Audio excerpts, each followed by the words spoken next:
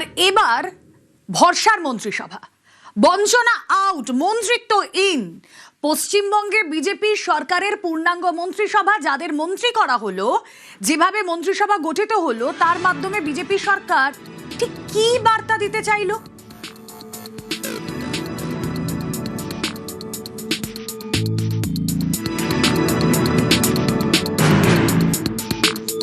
উত্তরবঙ্গে বরাবর শোনা গিয়েছে বঞ্চনার অভিযোগ। বারবার উত্তরবঙ্গবাসী মনে করেছেন সব কাজ হয় দক্ষিণবঙ্গে, উত্তরবঙ্গ বরাবর বঞ্চিত হয়েছে। গত তৃণমূল আমলে মমতা বন্দ্যোপাধ্যায় বারবার উত্তরবঙ্গে গেছেন বটে, কিন্তু উত্তরবঙ্গে যে বঞ্চনার অভিযোগ তা এতটুকু কমেনি, বরং বেড়েছে। সেই উত্তরবঙ্গকে কিন্তু সুযোগ দেওয়া হলো এই মন্ত্রিসভায়। উত্তরবঙ্গ যেমন ঢেলে ভোট দিয়েছে বিজেপিকে, তেমন এবার মন্ত্রিসভাতে উত্তরবঙ্গকে বিশেষ গুরুত্ব দেওয়া হলো। কেন, কতটা গুরুত্ব দেওয়া হলো এবং কেন এই কথাটা বলছি বিশেষ গুরুত্ব দেওয়া হলো, সেটা বোঝার জন্য আমাদের উত্তরবঙ্গের ম্যাপটা দেখতে হবে, যেতে হবে ম্যাজিক ওয়ালে। দেখো, আমি তোমাকে দেখাচ্ছি। এই হচ্ছে মালদা থেকে বাকি ওপরের অংশটা হচ্ছে উত্তরবঙ্গ। এই হচ্ছে পশ্চিমবঙ্গের ম্যাপ। উত্তরবঙ্গে 8টা জেলা: দার্জিলিং, কালিম্পং, জলপাইগুড়ি, আলিপুরদুয়ার, কোচবিহার, উত্তর দিনাজপুর, দক্ষিণ দিনাজপুর এবং মালদা। এই 8টা জেলা মিলে মোট 54টা বিধানসভা আসন। এই 54টা বিধানসভা আসনের মধ্যে এবার বিজেপি জিতেছে 40টায়, অর্থাৎ বিজেপির 40 জন বিধায়ক। এই 40 জনের মধ্যে উত্তরবঙ্গ থেকে এবার মন্ত্রী হলেন 10 জন, অর্থাৎ 40 জনের মধ্যে 10 জন মন্ত্রী। এবং আরও একটা জিনিস, অর্থাৎ 25%, যতজন বিধায়ক এবার উত্তরবঙ্গ বিজেপিকে দিয়েছে তার মধ্যে 25%ই মন্ত্রী হলেন। শুধু তাই নয়, এবারের মন্ত্রিসভাটা যদি তুমি খেয়াল করো, এখনো পর্যন্ত এইটা পূর্ণাঙ্গ মন্ত্রিসভা, 41 জনের মন্ত্রিসভা। শুভেন্দু অধিকারী মুখ্যমন্ত্রী, বাকি যেসব 40 জন মন্ত্রী রয়েছেন, সেই 40 জন মন্ত্রীর মধ্যে তার মানে 10 জন হচ্ছে উত্তরবঙ্গ থেকে। অর্থাৎ উত্তরবঙ্গকে কিন্তু, এই তথ্য থেকেই পরিষ্কার, উত্তরবঙ্গকে কিন্তু এবারের মন্ত্রিসভায় দারুণভাবে গুরুত্ব দিয়ে দেখা হয়েছে এবং উত্তরবঙ্গ থেকে সেই জন্য 10 জন মন্ত্রী। এইটা যে করা হতে চলেছে, এই ইঙ্গিত কিন্তু শুভেন্দু অধিকারী দিয়েছিলেন।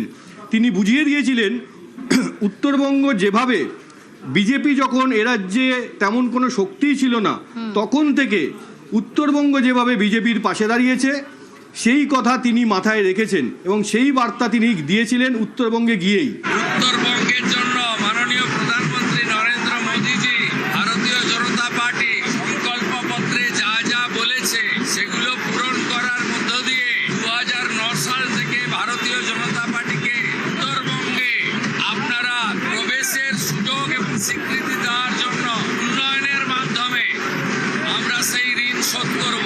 উত্তরবঙ্গের অভিমান, বঞ্চনা, ন্যায্য অধিকার ফিরিয়ে দেওয়ার কাজ ভারতীয় জনতা পার্টির সরকার করবে। একদমই। তাহলে কি দাঁড়ালো?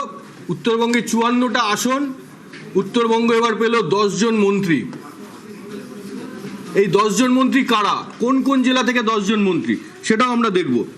প্রথম যেটা জানা হয়েছিল, 9ই মে শপথ হয়েছিল। সেই 9ই মেতেই উত্তরবঙ্গ একজন পূর্ণ মন্ত্রী পেয়েছিলেন। তিনি হচ্ছেন নিশীথ প্রামাণিক। নিশীথ প্রামাণিক হচ্ছেন কোচবিহারের মাথাভাঙার বিধায়ক। তিনি এখন উত্তরবঙ্গ উন্নয়ন মন্ত্রী এবং ক্রীড়া ও যুব কল্যাণ মন্ত্রী। আচ্ছা, এইবার আজকে যেই মন্ত্রিসভা গঠন হলো, সেখান থেকে কোচবিহার পেল আরেকজন মন্ত্রী, যিনি স্বাধীন দায়িত্বপ্রাপ্ত প্রতিমন্ত্রী। তিনি হচ্ছেন মালতী রাভা রায়। কোচবিহার থেকে একজন স্বাধীন দায়িত্বপ্রাপ্ত প্রতিমন্ত্রী মালতী রাভা রায়। তাহলে একজন পূর্ণমন্ত্রী, একজন স্বাধীন দায়িত্বপ্রাপ্ত প্রতিমন্ত্রী, অর্থাৎ কোচবিহার থেকে 2 জন মন্ত্রী। এবার আসি আলিপুরদুয়ারে। আলিপুরদুয়ারে 5টি আসন, 5-এ 5 বিজেপি, তৃণমূল 0। সেই 5 জন বিধায়কের মধ্যে মন্ত্রী হলেন 3 জন। এই 3 জন মন্ত্রী কে কে? পূর্ণমন্ত্রী মনোজ কুমার ওরাও, কুমারগ্রামের বিধায়ক, আদিবাসী মুখ। পূর্ণমন্ত্রী দীপক বর্মন, আলিপুরদুয়ারের ফালাকাটার বিধায়ক। প্রতিমন্ত্রী হয়েছেন বিশাল লামা, আলিপুরদুয়ারের কালচিনির বিধায়ক। আলিপুরদুয়ার জেলায় 5 জন বিধায়কের মধ্যে 3 জন মন্ত্রী, যেটা স্বপ্নেও কোনো দল কল্পনা করতে পারেনি। ভারতীয় জনতা পার্টি তা করিয়ে লিখেছে। খুবই খুশি। 2021-এ আমরা দেখেছি রাজ্যে এত কঠিন অবস্থা, সেই পরিস্থিতি দ্বারা আলিপুরদুয়ারের মানুষ 5-5, এবারও 26-এ আমরা 5-5 হয়েছি। আমাদের মাননীয় মুখ্যমন্ত্রী তিনি আলিপুরদুয়ারকে দুহাত ভরে সেই জন্য উপহার তুলে দিয়েছেন।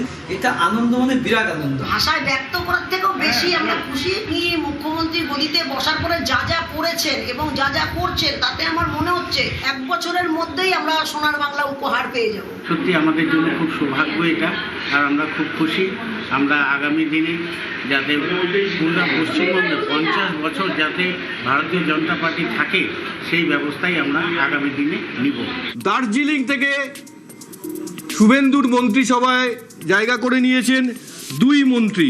পূর্ণমন্ত্রী শঙ্কর ঘোষ শিলিগুড়ির বিধায়ক, প্রতিমন্ত্রী আনন্দময় বর্মন মাটিগাড়া নকশালবাড়ির বিধায়ক। মালদা থেকে একজন মন্ত্রী, যিনি প্রতিমন্ত্রী জোয়েল মুর্মু হবিবপুরের বিধায়ক। উত্তর দিনাজপুর থেকে 2 জন মন্ত্রী।